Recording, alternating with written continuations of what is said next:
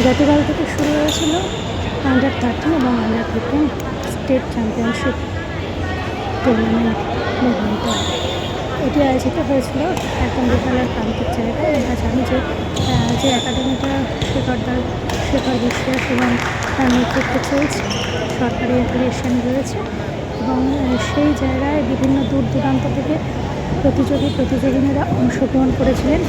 আর সেখানেই চলেছিল এই টুর্নামেন্ট। প্রথম দিকের ফলাফল বেশ ভালোই ছিল।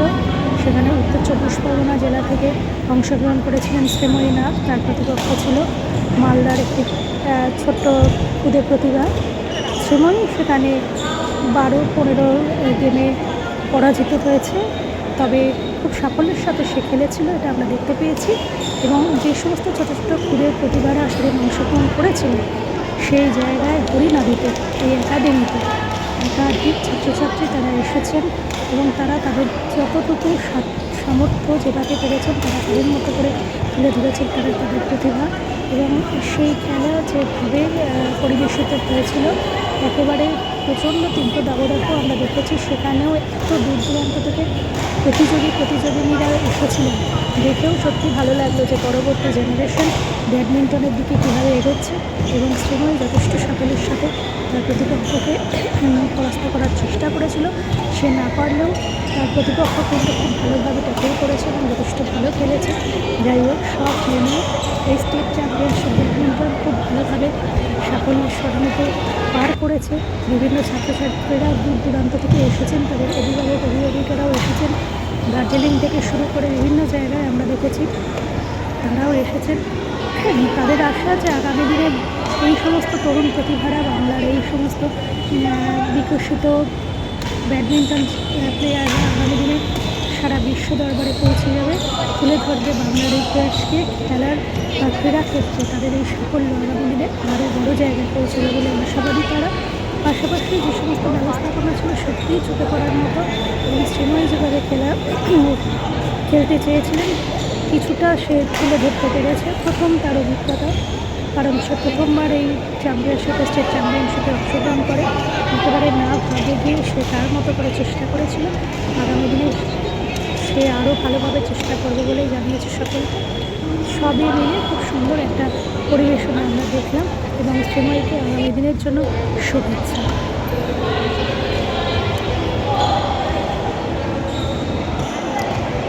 অসম্ভবভাবে চেষ্টা করেছিল শ্রীময়ী এবং সে তার মতো করে যথেষ্টভাবে সাফল্য পায় এবং অনেকেই তাকে অভিবাদন জানায়। প্রথমবার এই চ্যাম্পিয়নশিপে নাম দিয়েছে এবং অংশগ্রহণ করেছে। একেবারে খাদ্য না দিয়ে চেষ্টাও করেছে শ্রীময়ী। প্রথম দেখার আগামী দিনে সে কতটা ধরে রাখতে পারে, নিজেকে তুলে ধরতে পারে। উত্তর 24 পরগনা জেলার শ্রীময়ী নাথ গতকাল হরিনাবিতে আয়োজিত স্টেট চ্যাম্পিয়নশিপ ব্যাডমিন্টন এই প্রতিযোগিতায় আয়োজিত হয়েছে, সেখানে সে অংশগ্রহণ করেছে এবং যথেষ্ট সাফল্যের সাথে সে তার যতটা দক্ষতা ছিল তুলে ধরেছিল বা মনে করেছিল। আগামী দিনেও সে আরও এগিয়ে যাবে, এটাই সকলে প্রার্থনা করছেন। এবং যে সমস্ত প্রতিযোগিনীরা এসেছিল তাদের জন্য রয়েছে একটা শুভেচ্ছা। আগামীতে তারা আরও এগিয়ে চলে, এটাই এখন শ্রীময়ী নাথ উত্তর 24 পরগনা বয়স 13 সাব জুনিয়র স্টেট চ্যাম্পিয়নশিপ হরিনাবিতে আয়োজিত সেই প্রতিযোগিতায় সে অংশগ্রহণ করেছিল।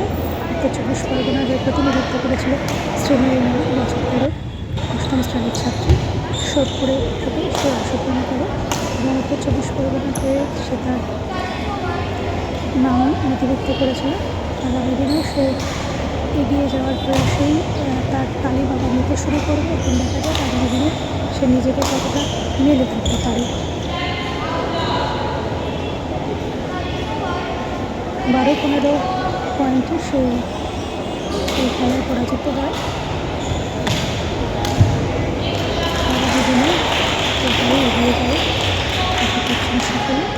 এবং হরিনাবিতে আয়োজিত যে স্টেট চ্যাম্পিয়নশিপ হয়েছিল, বিভিন্ন জায়গা থেকে বহু দূর দূরান্ত থেকে প্রতিযোগিনীরা এসেছিল, যা দেখে সত্যি মন ভরে গেল যে বাংলার এত প্রতিভা রয়েছে।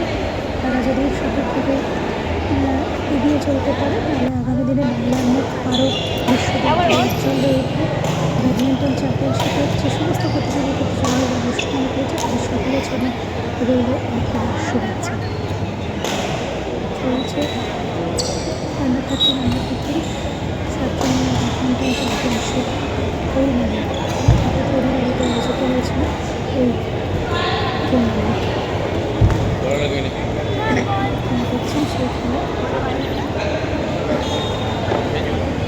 মালদার যে প্রতিপক্ষ ছিল ওদের কিন্তু খেলেছে, বিভিন্ন রয়েছে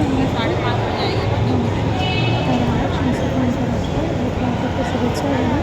খেলায় হার জিত আছে তবুও দুজনের মতো চেষ্টা করি আগামী দিনে আরও তারা এগিয়ে যাবে, এটাই সকলের প্রার্থনা।